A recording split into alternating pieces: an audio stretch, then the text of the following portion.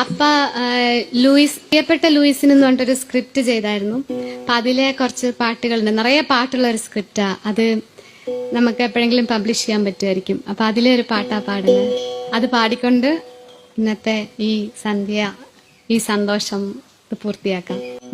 ഒരു നാള് ഞാനും കടന്നു പോകും, നിഴൽ മൂടും കാൽപ്പാട് മാഞ്ഞു പോകും,